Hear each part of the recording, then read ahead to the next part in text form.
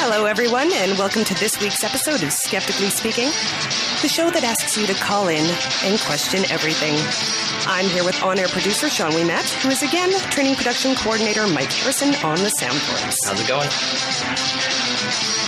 I think we've all noticed that science and technology fields are full of the Y chromosome, and not so much of the double X. And since we assume a pretty significant overlap between the science and tech community and the skeptical community, we also see that same lack of females. But we also know that there are more women involved in science and tech and in skepticism every year. So what exactly are the barriers to women becoming involved in the skeptical movement? What about the women who are actively participating? What attracted them and what made them stay? And how exactly do we go about increasing our numbers? Well, we have a few skeptical women on the line and in the studio, and we have some opinions. So we're going to do a bit of a round table today about gender and the skeptical community. And there will be no speaking up segment today, as I actually want the entire hour to talk about this topic. We have a lot of ground to cover. So, Josh, thanks for letting me bump you. With us on the line, hopefully she's on the line, is Dana Blumrosen in Santa Cruz, California. She's a psychotherapist. Are you there, Dana? Dana? Apparently she's not.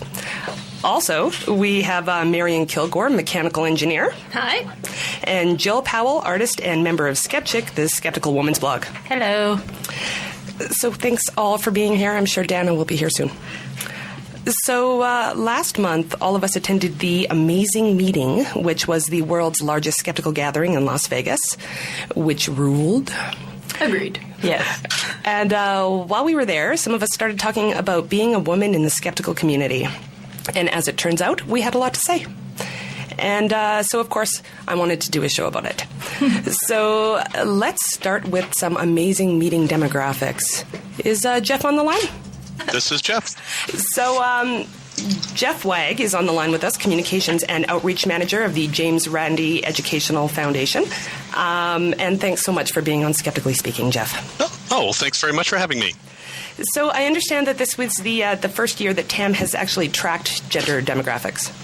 Well, we only tracked it loosely. We've never actually considered this to be that big of an issue because we want to have the best speakers possible. We don't want to actually have, a spot where we have, we need 3 more women, so let's only consider women or anything like that. So we just try to go after the best speakers. However, this year we noticed that we didn't have very many women speakers, and we're not very happy with that. So we actually went through and looked, and we looked at the demographics of the audience. And to the best of our counting, we had about 30% women in the audience, which is pretty good. I've been to a lot of these conferences from other groups, and I've never seen anyone approach that. Wonderful. And from now on, we're going to try to keep track of that data. A lot of people get upset about having to fill out these things like what's your gender, what's your race, what's your religious belief, all that stuff. I don't know how much we're going to get into it. But the male-female ratio should be a little bit simpler. Okay, so completely anecdotally then, how would you say this year compares to previous years? It has increased every year. In fact, there's 2 demographics that have increased. Well, let me just say it this way. Our audience is getting younger and more female every year. Well, that's lovely. Well, on that note, let's talk presenters. How many women presented this year? Depending on how you look at it, we had 4 women speaking. We only had 1 on the normal main program, and that was Jennifer Boulette, who was wonderful. And then we had Allison Smith, who ran a workshop, and we had Harriet Hall, who was on some panels. And originally there was more. There was 1 more woman scheduled, correct? And she had to back out? Yeah, Emily Rosa, who as a child invented the experiment to disprove therapeutic touch.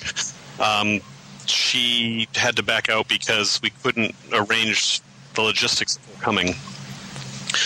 Okay. So the total number of presenters would actually be 17%. So how does that compare to previous years, do you think?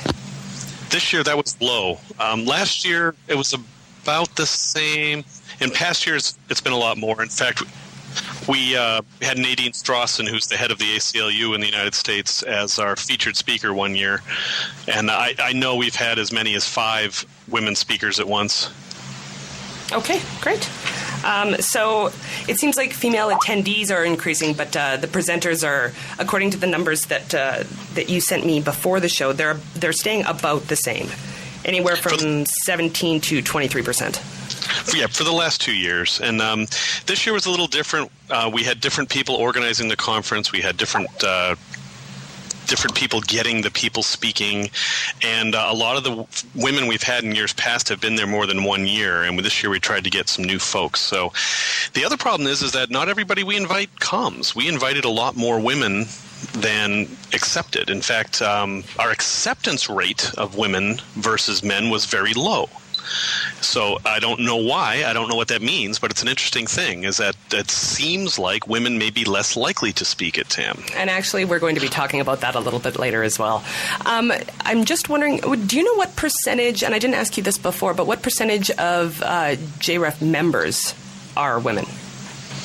It's a little, this is an interesting number. I don't actually have that number, but it is not as favorable towards an equal male-female ratio as TAM is, and that is because our membership tends to be much older. At this point, we're talking about paid membership now. These are people who pay to become a member of the Right. JREF, and those people tend to be older because older people have more money, and older men are much more common in our organization and others than are older women. Now, if you look at forum membership, which is free, anyone can sign up and join the forum, it's much more equal. Oh, fantastic. Oh, that's good information. Thanks very much for being on the show, Jeff. You're very welcome. We appreciate it, and you and the James Randi Educational Foundation as a whole, actually. You guys are awesome.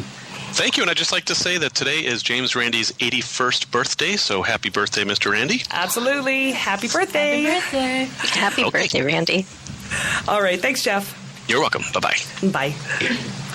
So, it's been said that with the increase in female attendees, gender isn't actually an issue in this community. It's self-correcting, so we don't need to worry about it. And I'm not sure that that's actually true, so to say the least. And hello, Dana, who came on late. Hi, thank you for having me. No problem. So let's talk about our local skeptical communities for a second. Marion, can you actually speak for the Edmonton Skeptics, since Jill and you and myself are all a part of it? Yeah, sure. For the Edmonton Skeptics group, actual people signed up on our Facebook group. I did the count just earlier today. It's 22% women on our Facebook group. I would say that actual people coming out to the events is a bit higher. It's probably closer to 30, or depending on the event. Our on-topic night last month was probably quite close to half women. Which is fantastic. Mm-hmm. Dana, what's going on in Santa Cruz? Well, I am new to the skeptical movement, and TAM 7 was my first event. So I finally just discovered that there was a Santa Cruz Skeptics group, and I haven't been to a meeting yet, but I have joined them on meetup.com, and it looks like our stats. We have about 26 members, and about 42 to 45% of those folks seem to be women. And that's wonderful. That's promising. Yeah. So, let's talk about female presenters. While the numbers at TAM in terms of presenters seem to be sort of stagnant, even with the increase in female attendees, how does that compare to our local presentations and lectures? Jill?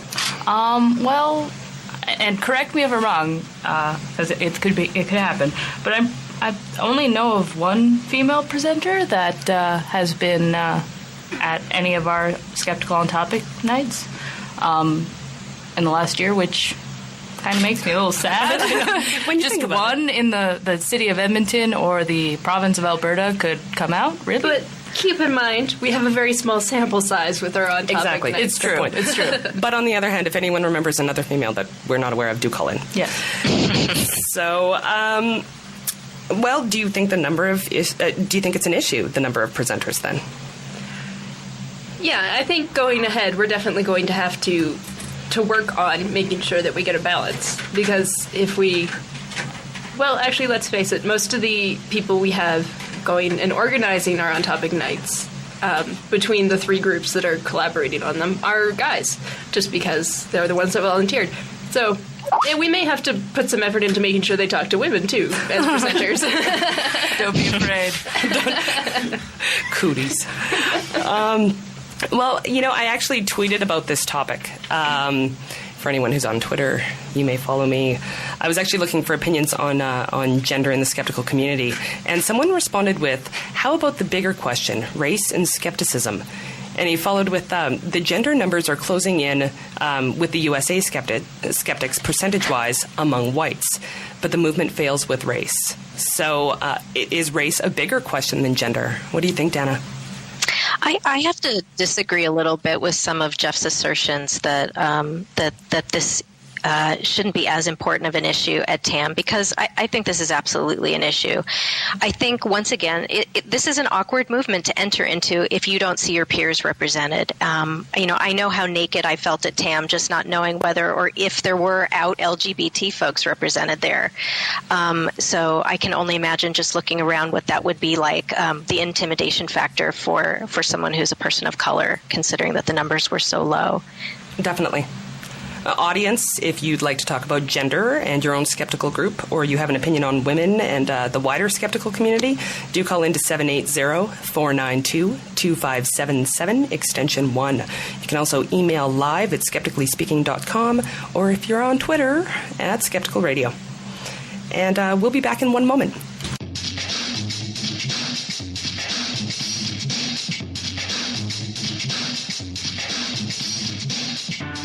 Skeptically Speaking wants you to question everything. To be part of the discussion, call in every Friday from 6 to 7 Mountain Time at 780-492-2577, extension 1. That's 780-492-2577, extension 1. You can also email your questions and comments before or during the show to live@skepticallyspeaking.com, or if you're on Twitter, at Skeptical Radio. After the show, continue the conversation on our website at skepticallyspeaking.com, or check out our Facebook group. You can also subscribe to our podcast on iTunes, and while you're there, why not add a review of the show?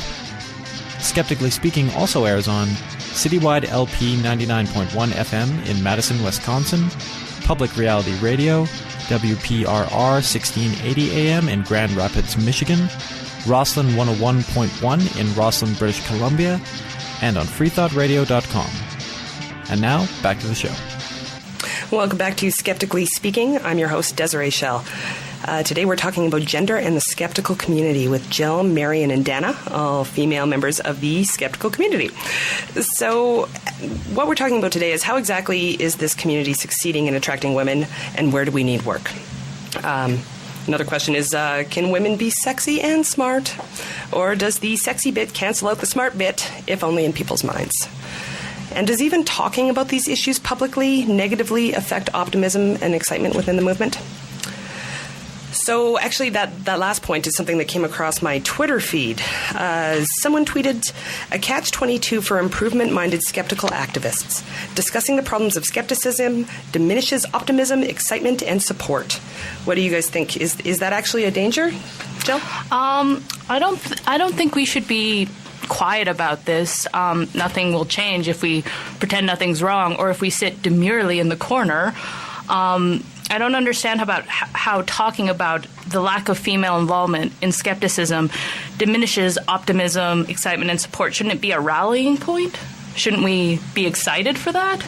Well, I also think that if you get women and they look at the skeptical community and go, "Oh, it's all men," and nobody says anything about it, they're just going to assume that it'll stay that way and may not join in. Exactly. You know what's worse yet? I do have to point out the sheer number of off-the-record conversations that have occurred since I actually posted this show. It's kind of ridiculous. There's a lot of people with a lot to say, and a severe aversion to saying it publicly. Has anyone else had the same experience? Dana? I definitely have. I'm currently engaged with a number of women about this issue, and I was looking on ICBS Everywhere, which is Barbara Drescher's blog, and I actually found a quote that was responding to this exact issue from a woman who was saying something to the effect of, in response to the sexism, "Wow, here I was actually thinking about going to a TAM one of these days. I think if we don't speak out, we're scaring more women away through inaction. We need to get the message out that the conference facilitators know about and care about this issue and are actively working to address it. So I was a little disappointed to hear that that Jeff wasn't considering this more of a concern. Well, and see, that is a concern. I guess some of us are concerned that if we don't start actually paying attention to this and opening a dialogue about this, that it is going to decrease eventually the amount of women come, or at least limit the amount of women that are going to come. But do you think less women are actually going to come because they hear about some of these issues? I don't know. Does that make sense to anybody? I can't say that it would bother me, but I can see how somebody, if a woman was thinking, oh, I don't have any friends, I'll just go on my own, and then they heard, oh, but there's not many women there, it could affect whether or not they decide to come. Mm-hmm. Okay. And I do want to point out, actually, that the race issue is definitely a huge issue, but we can only do one topic per show. And I think the four of us here agree that gender is an issue. I promise I will do a race and gender issue. A race and skepticism issue at one point. But I also, quite honestly, don't want a bunch of white people sitting around in a booth talking about race. I don't think that works. I completely agree. Okay. Yeah. So, Could I just mention that I was that woman who showed up on her own and didn't know anybody there. And I do have to say that I work in a pretty sort of segregated community where women have a lot of authority. All my managers in public health are women. So it was kind of a culture shock to go into an environment where some of these awarenesses weren't a given. And so I feel like in some ways I am the example of that woman and her experience going to the first TAM and seeing how this was handled. So how did that work out for you? Well, it was a bit shocking. I was honestly, while I met some amazing people, I think it was a sort of a feminist awakening for me because I became intensely aware of gender differences and of sort of the role of women in the skeptical movement and some of the objectification of women in comments and as sort of a point of some of the speakers' jokes or of group joining in, group connecting on being able to more effectively hit on women. So that was really a shock for me, and it was a turnoff. And I've got to say that I come from pretty much the exact opposite. I'm an engineer. I work in an engineering company where the ratio of women is very low. And to me, this was actually a little bit refreshing. See, and that's interesting. Okay, and we're going to talk about some of the issues that Dana mentioned further on in the show. One of the things that people keep mentioning is that there are less women in science and tech fields total, and since the skeptical community really draws heavily from those communities, it would make sense that would be a reason why we have less women attend TAM. But how much overlap do we really have with science and tech, just looking at our own local communities? Quite a bit, although it's hard to say because we haven't actually sat down and done a survey of the Edmonton skeptics, like where are you all from? It seems to be from all over the place, although personally I would love to see more people from the arts because we do have a lot of, if not science-related jobs, then people who are really interested in science. Mm-hmm. And I think there needs to be some more balance there with more of the arts. I agree. As the artist in the room. Okay, so I'm wondering because it seems to me that there's actually quite a diversity of there are people who are working in science field, but it is quite heavily computing science. But there's quite a few people who are not involved in science. So I'm just thinking it doesn't really necessarily follow that we have less women in our groups because there are less science and tech women total, because our group specifically is actually doing pretty well recruiting from the non-science fields. I don't have a science background. Neither do I. Jill doesn't. There's not that many women to talk about, really, but I'm just saying. Us too, we count. All right. So what else could be a barrier to women actually getting involved? one of the things was the confrontational nature of skepticism and how it's something that women avoid. Well, I personally don't think so. I mean, Des, let's be serious. You're a delicate flower. So, I am. So you hate confrontation. I'm a petal, really. But besides you, obviously, I personally don't see confrontational or the confrontational nature being a deterrent to being involved in skepticism. I mean, of course, there are some women who don't like confrontation, just as some men don't. But it's not something I see, at least locally, to make women pause and say, I think I'm going to go over here instead. And I hate to say it, but it kind of sounds like something a guy would say to his girlfriend. Oh, sweetie, I'd love for you to come to my skeptics group, but, it's kind of confrontational. So, and in my opinion, it's not a bad kind of confrontation. There's definitely situations where it could be, but for the most part, it's engaging in conversations, debates, talking with other people, and I don't think women are afraid of those two things. I just think it's the old societal norm that women shouldn't engage in those things, and that boggles my mind, because are we still debating about that? Well, I think part of it, too, is the skeptical community has a reputation as confrontational, like very confrontational, more than it is. Yes, exactly. Okay, I think we have an email. Yes, we do. I'll just read it out here. Women have a reputation of being more emotional and less logical than men. Given that most forms of woo emphasize feelings instead of reason and evidence, could this be at least in part responsible for the lack of women in organized skepticism? Emailer, please send me those studies that says women are more emotional. And are we talking environmentally, or are we talking, genetically? Or does it just mean that women are more willing to express their emotions? Which could be true. I'd be willing to accept that. Yes. I think we need a little more information on that, because that sounds like a bit of a generalization to me. I think so. To be perfectly honest, I know just as many men who are involved in questionable, in naturopathic medicine and that sort of thing as I do women. So really, yeah. I mean, I guess it's more targeted towards women, but that doesn't mean men they're oblivious to it. Of course, they get affected too, but I think it's kind of a generalization to say that because women like to talk about their feelings. Well, logic, what's that? Very depressing. Okay, let's move on to sort of a very controversial issue, actually. How about the perception of women in skepticism? This is a fairly loaded question. So now I know that Dana and I were actually following along with a particularly intense discussion of some of the clothing choices at TAM. And that would seem like an odd topic, but it ended up on a bunch of different skeptical blogs. Skype, I love you, but you are a cruel mistress. Why you gotta be that way, Skype? So, what do you guys think about that? Just the perception of women in skepticism. What do you think? Are there some false dichotomies here, or do you think... And that's how loaded this question is. They all point to the engineer. Well...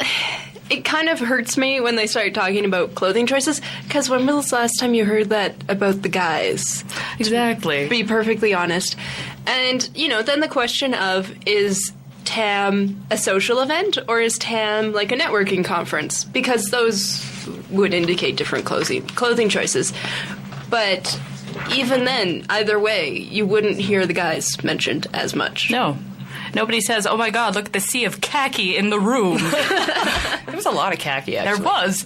But I mean, at the same time, why is clothing a focal point? Shouldn't it be, that shouldn't be what we're thinking about. But as I said, there was this quite an ongoing and very linked discussion on a lot of the skeptical blogs. And they were quite a bit talking about the hypersexualization of women at the gatherings. So, I don't know. And one of the things that you were talking about is that there was there's a different perspective of, I haven't seen any men sexualize themselves, first of all. No. Which is an interesting point. And we actually do have someone on the line. Hi, go ahead. Hi there. My name is Joshua. Hello, Josh. I'm a feminist, a skeptic, and a male, roughly in that order. And just first of all, want to shout out how great it is to hear this conversation. But wondering, as a quote-unquote male skeptic, what should I do and what should I stop doing to support and encourage women in skepticism? Keep talking. Really. That's what I would keep telling people. I know, a lot of times there's a lot of pressure on men to not say these things. But it's nice to know that some men are actually taking this concern seriously. Well, and the other thing is, it's even not even to women, but to other men when things come up in conversation, and it's just if whenever they say something that is sexist or inappropriate, it's calling them on it, and that's worked well and in the engineering fields and in other fields as well, is just mentioning it when it happens. Now, we actually have we've had our photographer come into the studio who looks desperate to speak about this topic. This is Mark Julian. Yes, if I may, I just think it's more of a problem that the men aren't talking about clothes, and I think you've seen the other skeptics. I think they would do well to actually talk about what they're wearing and what's fashionable and what isn't. That's all I needed to say. Thank you, Mark Julian. It's a tad off topic, but that's no, understandable. So, it's saying equality should go the other way. Exactly. Okay, there's a lot of sighing. Okay, so there's, I do want to touch on the fact that the oft-repeated point that at the amazing meeting there's 3 women to every 7 men. And so those of the feminine persuasion get a heck of a lot of attention. And some women revel in that. And quite honestly, they have every right to. Agreed. Absolutely. Well, my impression of this is, on the one hand, it's nice to get attention, flattery strokes the ego and all that. But on the other hand, when I'm at TAM or Skeptics in the Pub or whatever I'm going to at the moment, to hit on people or to be hit on is not the goal. I'm here to meet people who I share common interests or who I don't even share common interests with on topics within the skeptical community, to make contacts, to schmooze, to have fun. Getting attention from someone because of what's in between my legs instead of what's in between my ears is not really that flattering, and it's actually kind of insulting. So I'm not saying flirting or being playful or whatever is wrong or bad, but it shouldn't be the first thing that comes to mind. It shouldn't be the first thing you think of when you see a group of women at a skeptical meeting. Well, that really leads to the age-old question of whether you can actually present yourself as an attractive woman or as an intelligent woman. And of course, we know it's possible to be both, but we're talking about perceptions here. So when someone's engaged in really outwardly sexualized behaviors, as we did see at TAM. Yes, we did. It's understandable that, I'm going to make that a question. Is it understandable that people are going to identify that aspect of somebody's personality as their primary characteristic? And I'm not suggesting that that's appropriate, but is that understandable? Or is that just buying into old stereotypes? I love the heavy sighs. They're such hard questions, that's the thing. And it's also context dependent. But I would say if you're at the skeptic, if you're at anything and what you're putting forward is a very sexualized image, not even image, behaviors. Behaviors is what it is. Because you can dress really sexy and still come across as very professional. But it's the behaviors, and behaviors are how people judge you. And I honestly, I oscillate between 2 opinions on this, and it really depends on the day, potentially the minute. Yeah, me too. Yeah. Like, on one hand, again, I haven't noticed any males openly sexualizing themselves, but I could have missed it. There were a lot of people, yeah. We Exactly. missed it. I didn't see everybody. But on the other hand, what is equality about, and dare I say, what is feminism about? If it's not about giving women the opportunity to express themselves however they're comfortable. But if I had a third hand... I have too many hands. That should be on it would be the fact that I don't want to be considered a skeptical cheerleader, and it makes me very uncomfortable that some other women are viewed as skeptical cheerleaders. So, and I guess that leads to another big question. Does sexualizing ourselves hurt the community in the long run? Or does it open it up to different roles of self-expression, roles and or self-expression? I guess it would probably go both ways. I think that definitely people, have every right and opportunity to dress and act how they feel comfortable in any given setting. But, I mean, there are women who aren't like that and probably don't feel comfortable in those situations. So is that a deterrent to the skeptical community? If that's the reputation or the behavior that women have that people are hearing, are they going to not bother being involved if they're like, well, it's a bunch of skeptical cheerleaders, I'm more serious than that, I'm not going to be involved? Exactly.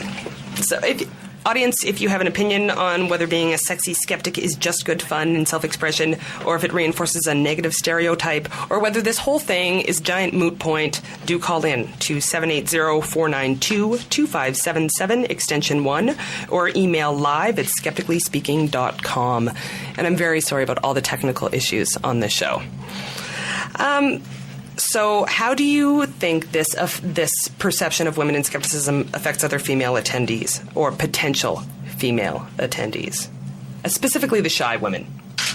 Well, as the resident shy person of the group, I'd have to say I did think about this question for a really long time, and I've come to the conclusion that personally, I don't really care what people wear or how they act because it doesn't affect me, but I have to say, when I first started getting involved in skepticism, I was a little weary and confused and kind of, I guess, skeptical about that because I was under the assumption that, being part of the skeptical community, your main focus is on people's intelligence.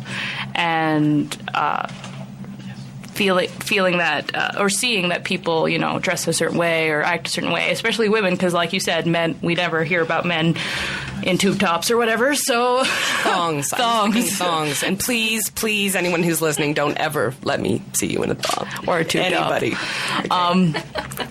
But I guess if you aren't as much of an extrovert to be comfortable around that stuff, I can see that being an issue if you're going to actively be involved.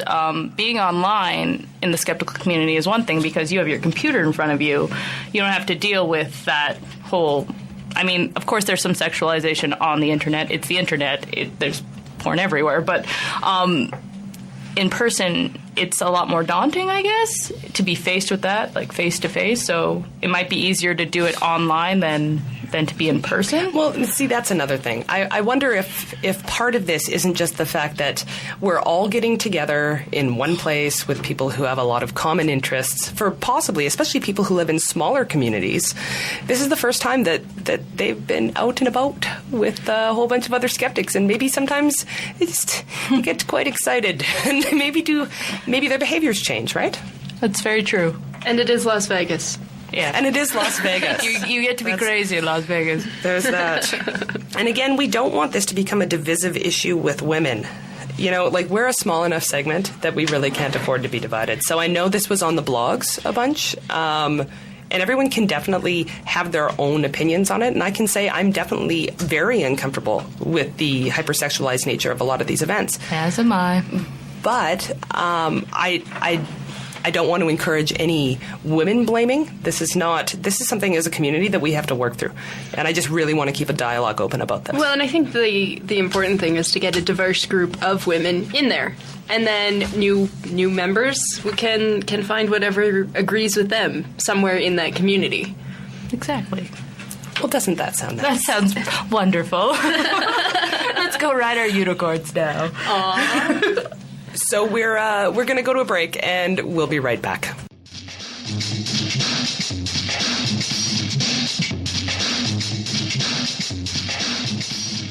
Next time on Skeptically Speaking, we'll be playing Ask a Pharmacist with Scott Gavura. There's so many questions to ask. Should naturopaths be allowed to prescribe medicine? How does he feel about pharmacists who refuse to dispense medications that conflict with their religious beliefs? Are there situations when a pharmacist can say no to filling a prescription? And what's the deal with vitamins? We'll have the answers to these and any other questions you might have on the next episode of Skeptically Speaking, every Friday at 6 p.m. Mountain Time, here on CJSR.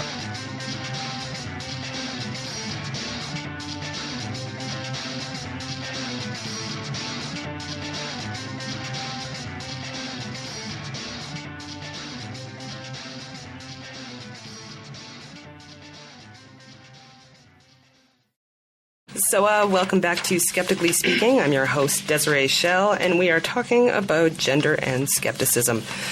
Audience, you are more than welcome to join in here. The number is 780-492-2577, extension 1. You can email live at skepticallyspeaking.com or Twitter at Skeptical Radio. So going back to what we were talking about at the beginning of the show, and actually just now, we actually don't want to make it seem like the majority of skeptical women spend their time doing shots out of each other's cleavage. Okay? I really want to get that across. That's not the billboard here, people. And nor are there roving bands of skeptical but still vaguely Neanderthal males encouraging women to take it all off.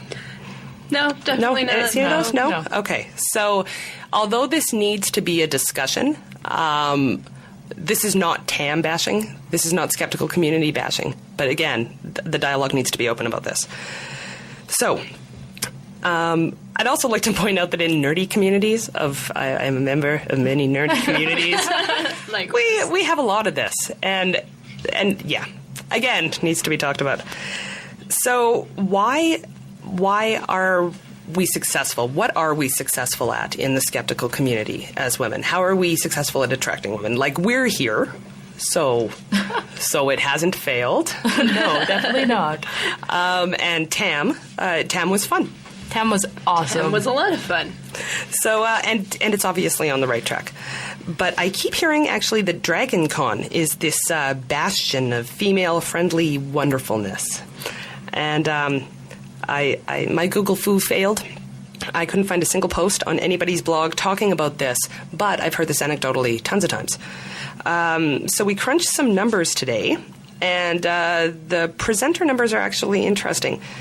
The Skeptic Track, which is the skeptic-centric conference track at DragonCon, has 18 women out of 43 presenters. And that's 42% of their speakers. Well, that's nice. I can't say that before 2 months ago I had ever heard of DragonCon, but that's nice to hear. Yay! It's one of the bigger conventions in the summer, isn't it? Yeah, I'm oblivious. I hadn't heard of TAM until February. This community moves fast. I have also heard really excellent things about DragonCon, and actually some of the online conversations I've had with women who have not attended or have chosen not to attend TAM seems that DragonCon seems to have a very different reputation. It does. And, one of the things that I also want to mention is they're also offering childcare. Ooh, that's wow. That is one of the things that the skeptical community could be better at, is family-friendly events. Well, exactly, because a lot of women skeptics are mothers, right? Definitely. Hello, Des. But I think another good way to get women involved would be kind of directing things to their interests, like mothers in their everyday activities. Of course, mothers, I think, can be skeptical, especially when it comes to their children, because they want the best for their child. So maybe that's something we could explore with mothers, is aiming things that interest them and their... Wandering a little bit from Des's talking points, one of the things, I know with engineering, one of the things with women is retention. They were saying that TAM is getting younger and more female. So the question is, if a lot of those women are young women, if, they go away for a couple of years, they're busy with their kids and getting a family put together and that sort of thing, are they going to come back? And I think that's important to talk about as well. Very true. I like that. I hadn't thought about that. Well, I want to talk a little bit more about solutions, but first of all, a few of us have brought this up, and some of us of different genders within the skeptical community don't think this is an issue. Don't think the presenter's issue is an issue at all. Think this is a dead issue, in fact. And so one of the ways that we can find solutions is to involve men. We need allies in this, and a lot of men are actually quite concerned. I know, because I've received emails from you guys this week, which I appreciate. But a few of us have brought up these issues to some of the prominent male skeptics, and we've had, shall we say, mixed results. Oh, Dana, you had a specific experience with this. Yes, I did. I mean, I'm a psychotherapist by practice, and so oftentimes my solution for conflict is discussion and being direct and assertive about things. And so I, after going to TAM, I decided to email one of the presenters who I thought could have done a better job, especially on this issue. So I'm going to just take a minute and read my exchange with him, if that's okay with everybody. Absolutely.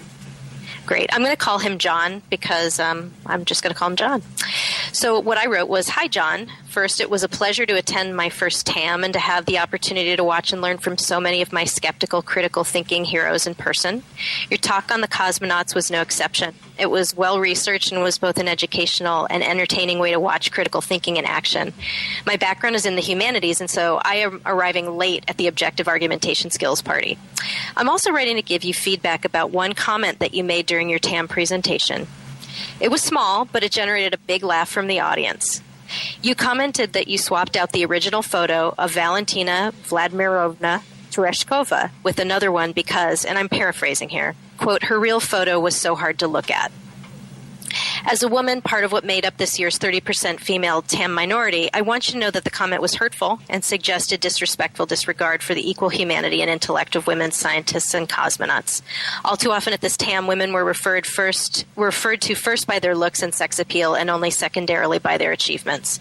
As the first woman in space and as a human being in general, Valentina deserves better. And so did the young women watching you in the audience. Finally, because so many of the guys who attend TAM are looking towards you and other speakers for role modeling, please know how important your example is. So what do I suggest? I encourage you to publicly acknowledge that your comment was disrespectful to Valentina and to women. I also encourage you to promote and champion respectful references to and representations of women in TAM presentations in the future. I'm entirely open to a dialogue on this issue if that would be helpful. Please know that I have tremendous respect for your work and that is why I'm contacting you. Sincerely, Dana. The response I got was a one-word response that said, "Hi, Dana. Feedback always appreciated. Thanks." So I wrote back to that briefly. I wrote, "Hi, John. While I appreciate you writing me a reply to my email, it was frustrating to offer to dialogue with you about this and to feel summarily dismissed. Frankly, it felt a bit like another example of the problem. And in struggling how to work with situations like sexism, intentional or otherwise, in skeptical communities, I have begun to reach out to folks interested in this discussion. And so I also wanted you to know that I will be sharing my exchange with you with some fellow skeptics who are similarly engaged with this issue. Sincerely, Dana." And we're those fellow skeptics. Yes. Hi, John. The second reply was probably the toughest part, and I'll conclude with this, which is he wrote, meant as positively and politely as possible. I am not in kindergarten and do not require a, quote, dialogue or any other kind of lecture. The issue has already been beaten to death, as I'm sure you're well aware.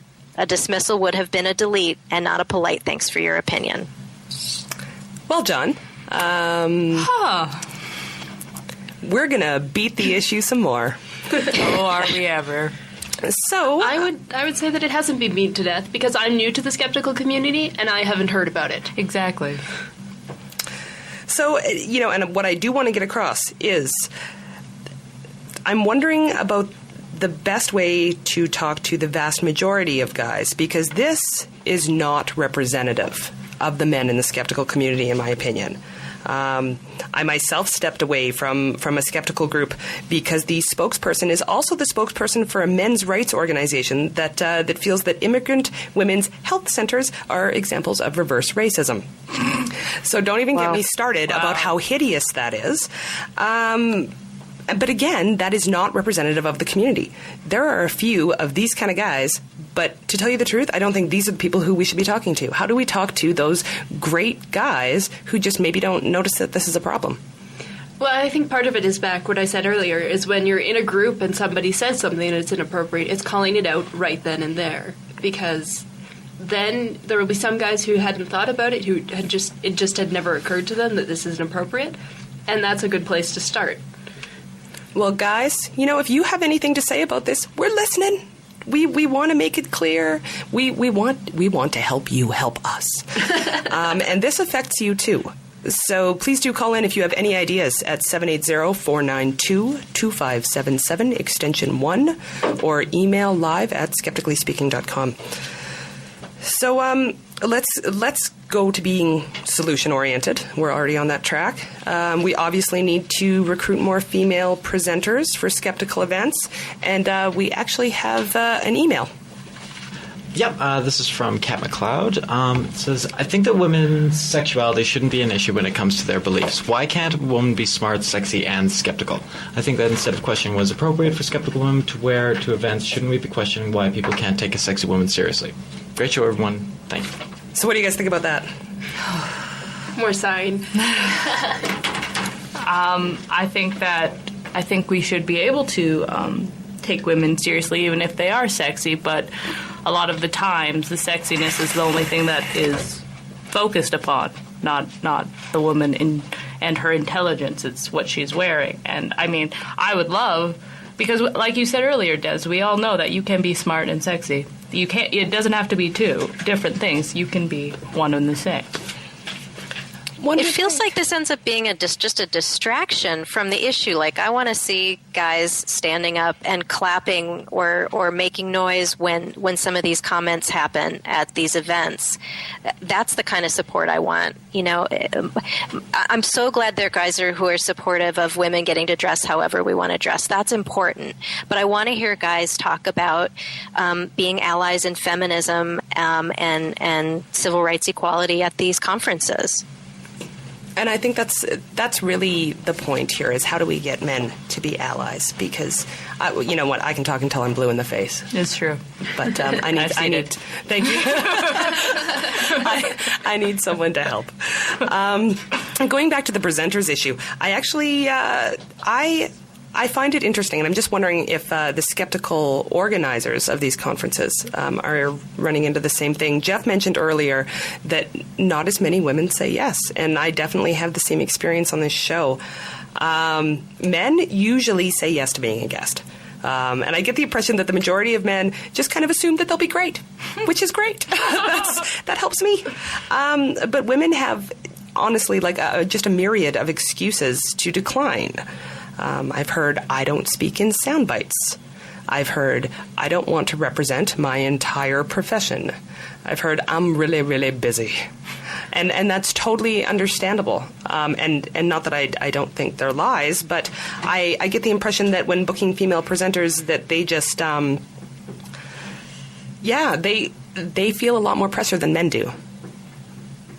Yeah, well, I think that's fair. When there's less of you, it's easier for people to look at you or your gender and just assume that you're representative because there's fewer examples.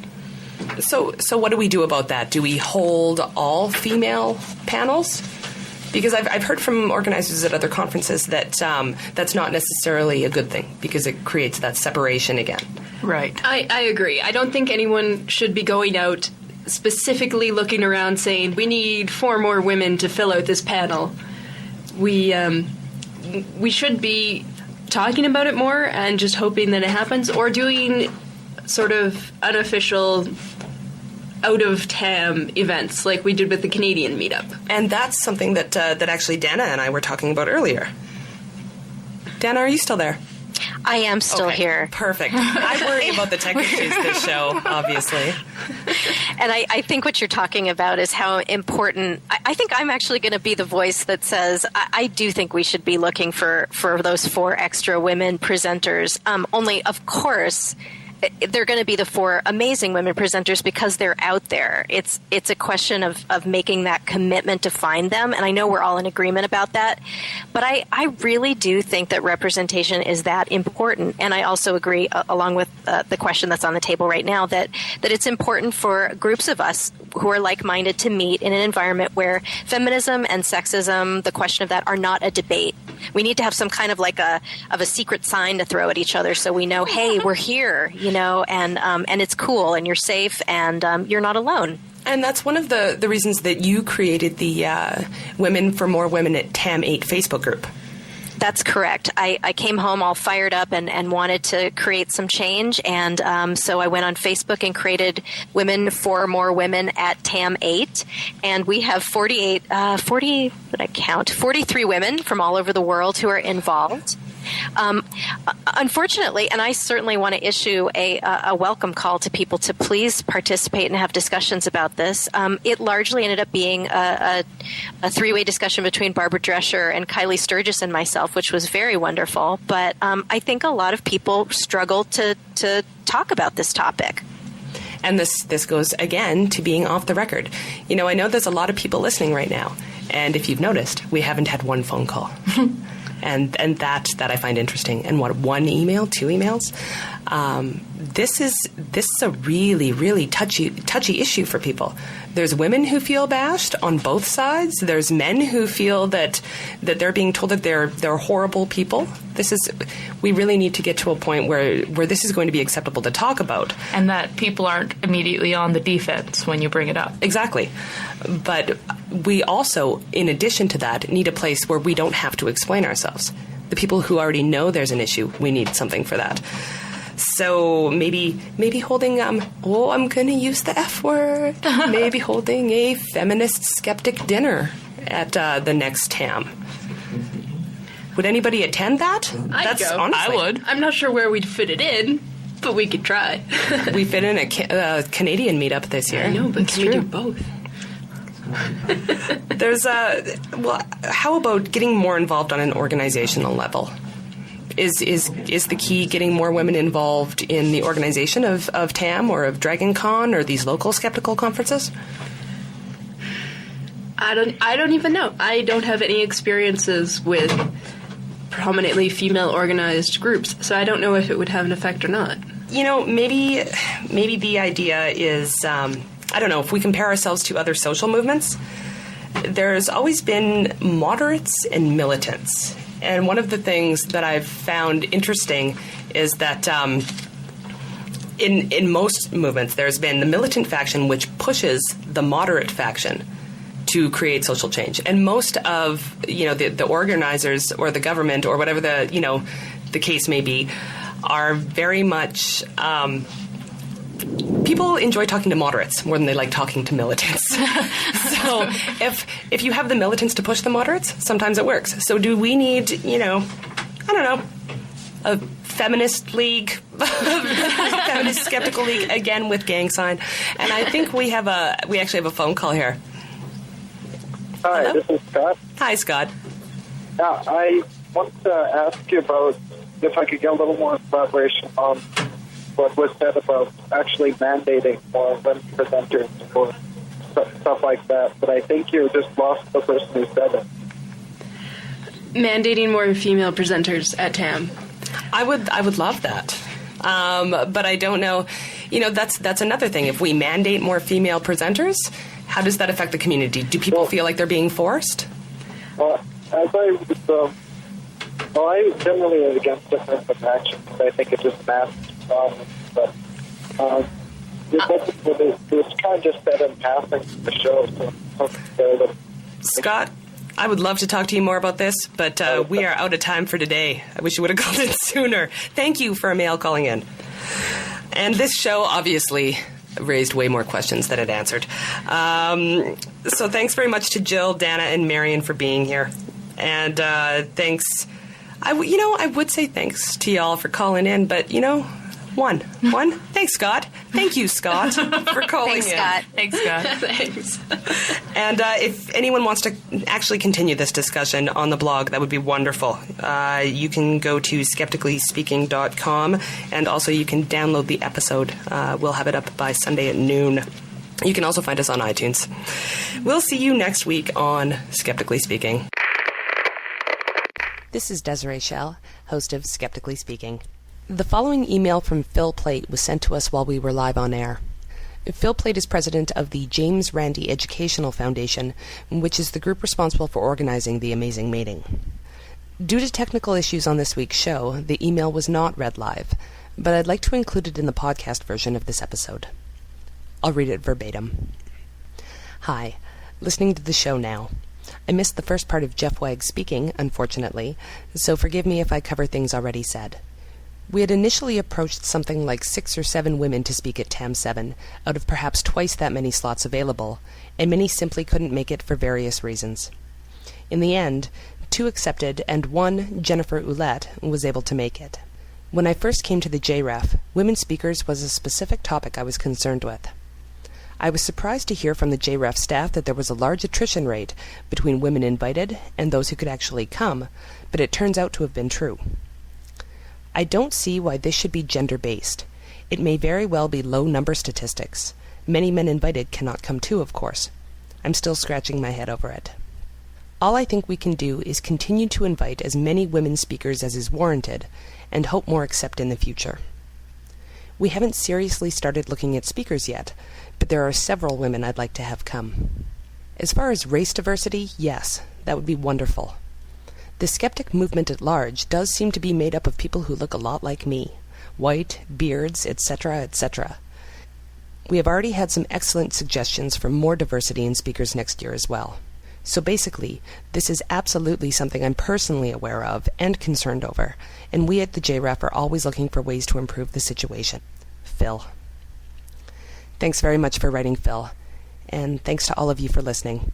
Talk to you next week.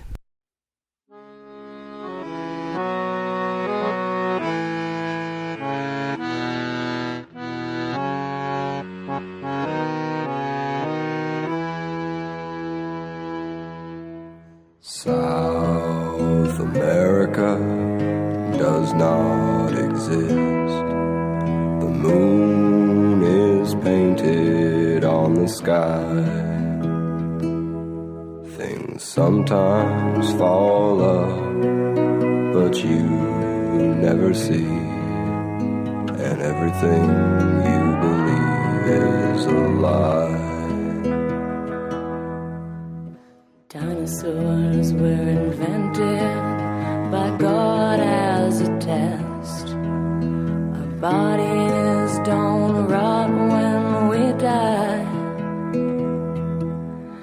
Oh, the hippies are working for the government,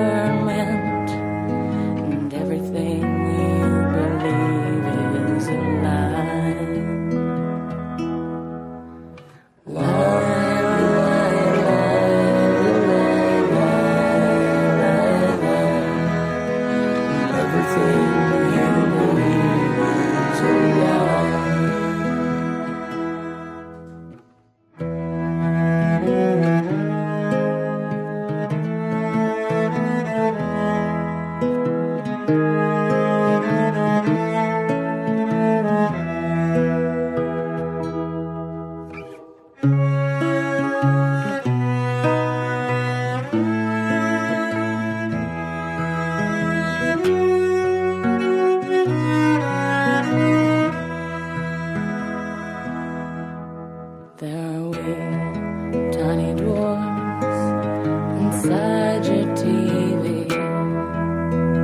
Nobody cares when you cry.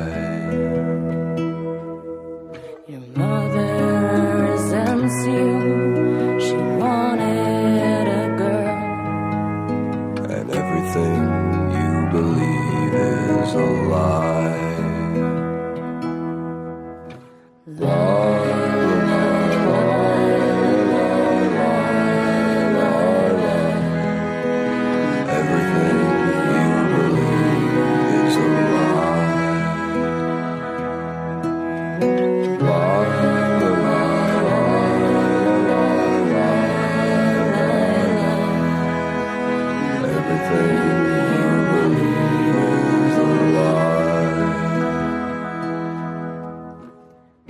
It's been years, but I've never loved you, and I never will, though I've tried. We'll never get married. I'm dating your sister, and everything you believe is a lie.